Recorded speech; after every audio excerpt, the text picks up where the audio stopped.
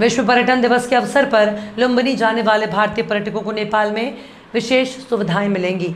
होटलों में ठहरने पर जहां पर्यटकों को 20% की छूट दी जाएगी, तो वहीं नेपाल सरकार पर्यटकों को 6 महीने तक विशेष पैकेज मुहैया कराएगी। ये बातें नेपाल सरकार के पर्यटन मंत्री, ग्रामीण और शहरी मंत्रालय जकी अहमद ने भारतीय पत्रकारों से कॉन्फ्रेंस के दौरान कही हैं।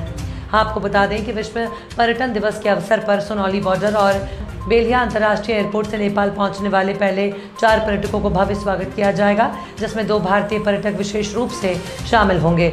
सभी के रहने, खाने पीने, घूमने की व्यवस्था नेपाल सरकार मुहैया कराएगी। इस सिलसिले में नेपाल के भेरहवा में आयोजित भारत नेपाल पत्रकार सम्मेलन के बाद पत्रकारों से बातचीत करके नेपाल सरकार ग्रामीण और शहरी विकास के मंत्री जकी अहमद ने दी। उन्होंने कहा कि भारत और नेपाल के बीच रोटी और बेटी का रिश्ता है। हम पर्यटकों से दिल के रिश्ते से जुड़ने जा रहे हैं। उन्होंने कहा कि वैश्विक महामारी कोरोना के चलते 2 साल तक सर्वाधिक नुकसान पर्यटन उद्योग को हुआ। अब माहौल सुधरा है तो नेपाल सरकार एक बार फिर दिल खोलकर पर्यटकों का स्वागत करने के लिए तैयार है। विश्व पर्यटन दिवस पर आज से 6 महीने के लिए सभी पर्यटकों को सिद्धार्थ होटल एसोसिएशन नेपाल के अध्यक्ष सीपी श्रेष्ठ के प्रयास से प्रत्येक होटल में सभी सुविधाओं पर 20% तक की छूट दी जाएगी। भारतीय पत्रकारों के द्वारा दुर्व्यवहार और वंसार लेने में दिक्कत और सुरक्षा के मद्देनजर किए गए सवाल पर मंत्री जकी अहमद ने आश्वस्त किया है कि सुरक्षा और सुविधा में कोई कमी नहीं होने दी जाएगी। बॉर्डर पर दलालों द्वारा दुर्व्यवहार, मंसार लेने में दिक्कत, मनी एक्सचेंज समेत अन्य मुद्दों पर इस बारे में केंद्रीय सरकार से वार्ता कर समाधानपूर्ण तरीके से कार्य कराया जाएगा। इस अवसर पर भारतीय मीडिया के वरिष्ठ पत्रकार और पूर्वांचल के प्रतिनिधि पवन शाह, गोरखपुर के रशाद लारी, संत कबीर नगर के प्रतिनिधि पंकज गुप्ता, बस्ती के प्रतिनिधि HP चौहान, कुशीनगर के प्रतिनिधि अरुण सिंह मुन्ना, सिद्धार्थ नगर जनपद के सिंगेश ठाकुर, देवरिया जनपद के प्रतिनिधि संदीप तिवारी, SN शुक्ला, अरविंद महाराजगंज प्रतिनिधि विजय गुप्ता, मित्र पाठी, अमित सिंह, नरेश समेत भारतीय नेपाल मंत्री संघ के अध्यक्ष श्री चंद्र गुप्ता भी मौजूद रहे। सर, ये किस तरह का आप लोगों का ये कार्यक्रम है, पूरा क्या मामला है? ये विश्व अंतर्राष्ट्रीय पर्यटन दिवस, विश्व पर्यटन दिवस जो हम लोग मनाने जा रहे हैं 2022 का, उसी संदर्भ में हम लोगों ने ये इस प्रोग्राम को आयोजन किया है। प्रदेश सरकार और इससे सरोकार रखने वाले जितने भी संघ संस्था है, उस सारे के संयुक्त आयोजना में इस प्रोग्राम को आयोजन किया गया है। और ख़ास करके हम लोगों का ये उद्देश्य है, प्रदेश सरकार की उद्देश्य है और यहाँ के जितने पर्यटन व्यवसायी और होटल व्यवसायी का ये उद्देश्य है कि इस पर्यटन को प्रवर्धन किया जाए। और पर्यटन का प्रवर्धन हम अकेले नहीं कर सकते हैं, हमारे मित्र राष्ट्र भारत और हम नेपाली दोनों साथ मिलकर करेंगे, क्योंकि हमारे धर्म, संस्कृति, परंपरा, पर्यटन, हर एक वेशभूषा, शादी ब्याह, हर एक चीज़ हम एक दूसरे से अंतर संबंधित हैं। हमारे बहुत गहरा संबंध है, तो अकेले हम नहीं आगे बढ़ सकते हैं। इसलिए हमें भारतीय मित्र जो लोग जो है इसमें जुड़े हुए पर्यटन व्यवसाय में, उनका भी हमें साथ चाहिए और नेपाली जो इसमें जुड़े हुए हैं उनका भी साथ चाहिए। और ख़ास करके प्रदेश सरकार के जो हमारे इस लुम्बिनी प्रदेश में 12 जिला हैं, तो 12 जिला में जितने महत्वपूर्ण पर्यटकीय स्थल हैं और उनकी जो महत्व है वो आपको प्रेस मीट में जो नोट दिया गया है उसमें हम लोगों ने उल्लेख किया है। और हम ये चाहते हैं कि हम मिलजुल करके इस पर्यटन दिवस को मनाएं और हमारे पर्यटकीय स्थल को आप लोग भी प्रमोट करें। और हमारे जो अंतर संबंधित आपके यहाँ के भी जो हमारे नेपाली के आस्था के केंद्र बहुत सारे हैं वहाँ भारत में, उसका भी हम लोग प्रमोट करें। और हमारे यहाँ जो आप भारतीय मित्रों के जो आस्था का केंद्र है नेपाल में, उसका भी प्रमोट किया जाए। इसलिए हम लोग साथ साथ मिलकर इसको किया जाए। और ख़ास करके ये पर्यटन दिवस मनाने के संदर्भ में हम लोग इसको थोड़ा सा इसको फोकस करके क्या अपील करना चाहेंगे? आप जो भारत है, जो यहाँ के नागरिक आते हैं, किस तरह से अपील करना चाहेंगे यहाँ से आने के लिए, पर्यटन को बढ़ावा देने के लिए? मैं तमाम भारतीय नागरिक से, हमारे मित्र राष्ट्र के नागरिक से ये अपील करना चाहता हूँ कि हमारे इस विश्व पर्यटन दिवस के अवसर पर यहाँ पर विशेष कार्यक्रम का आयोजन किया गया है। हमारे पर्यटन व्यवसायी और होटल व्यवसायी की तरफ से विशेष पैकेज दिया गया है, उसको सदुपयोग करने के लिए इसी मौके से वो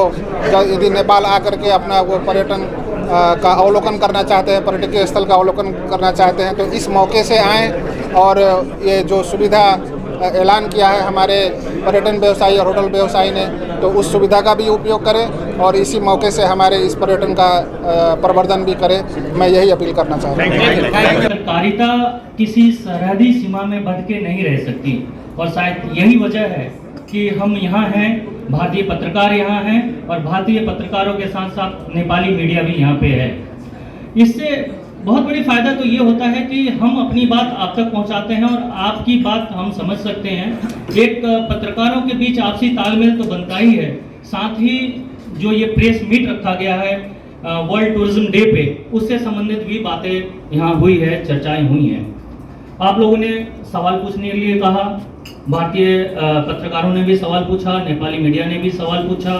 शायद उनको जो आप जवाब दे सकते थे जो दिया आपने, और जो सवाल रह गए हैं आप शायद आगे चल करके, चूंकि हम समझ सकते हैं आपके लिए अपनी एक सीमा है, आप माध्यम हो सकते हैं कुछ सवालों के लिए जो आप अपने सवाल को आगे अपनी सरकार तक पहुंचाएंगे।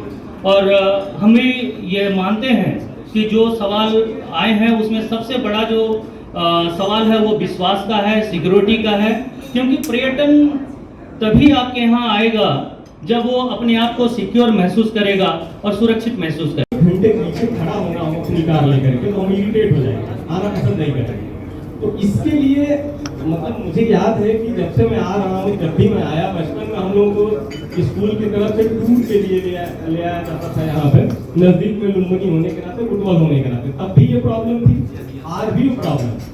तो इसको सॉर्ट आउट करने के लिए नेपाल सरकार की तरफ से कोई ऐसा कदम उठाया जाना चाहिए कि बॉर्डर पे जब हम एंट्री करें, हम टूरिस्ट हम आ रहे हैं, हम आ गए नौतनवा तक, नौतनवा आने के बाद हमारी गाड़ियाँ खड़ी हैं पीछे। मिलेंगे नेपाल की मीडिया में, मैं साझा करूँगा अपनी परेशानी कि हम लोग क्यों नहीं आ चाहते। आप सोचिए कि मैं बगल में गोरखपुर रहने वाला हूँ, बगल से 70 किलोमीटर होगा।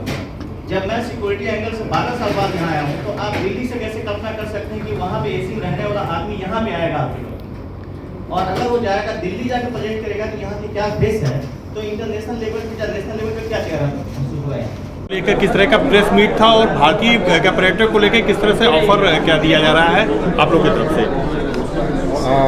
जो हम लोगों ने 27 तारीख को, सितंबर 27 में जो वर्ल्ड टूरिज्म डे ये वर्ल्ड में मनाया जाता है, तो हम लोग नेपाल से भी सनौली बॉर्डर में करीब हर साल हम लोग वर्ल्ड टूरिज्म डे मनाते थे।